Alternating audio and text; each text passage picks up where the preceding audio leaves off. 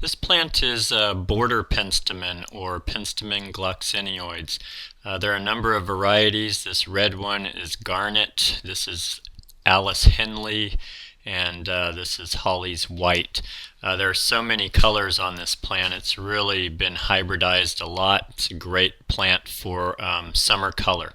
So we're going to talk about how to deadhead these and prune them throughout the year. This one you see here has finished blooming.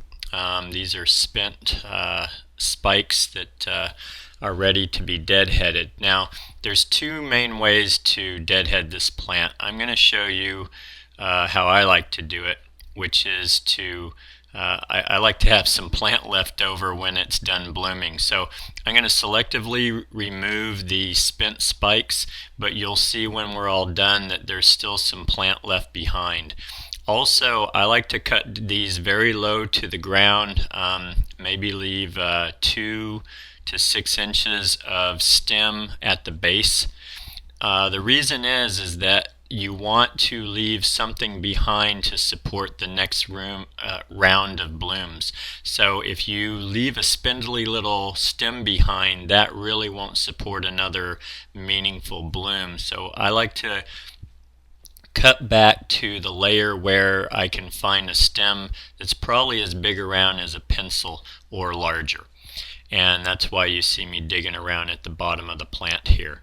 Also, you see that some of these stems are laying down. I try and get rid of all of those. I don't want any of that left behind. I like the upright stems, and so I'm starting by cleaning off these lower stems, and then I'll work my way into the middle.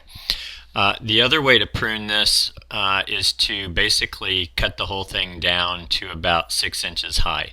I see some gardeners do this because it's fast and it's easy for them, but I don't like the downtime. I don't like having a big hole in my planting bed when you do it that way. The upside is that everything that grows back blooms. Penstemon bloom on new tips. So if you leave old tips behind that aren't going to bloom, they are just taking up space at that point. They're really not going to add anything colorful to the project. So there is that benefit. So this is what it looks like when we're all done, and I've taken off the blooms, and here are some of the spent spikes and what they look like. Some people ask, how do I know a bud from a spent spike? The brown petals that are dead, as well as the little stamens that are still on the plant, kind of tell you the difference.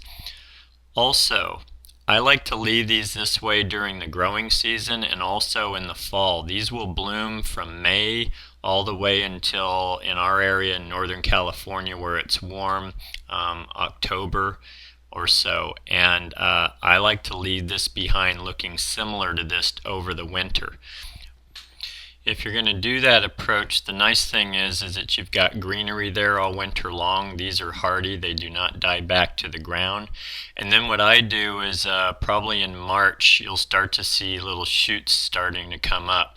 Then I take the whole plant down to approximately 6 inches or so, and then the entire thing will shoot up big spikes that will bloom strongly for you.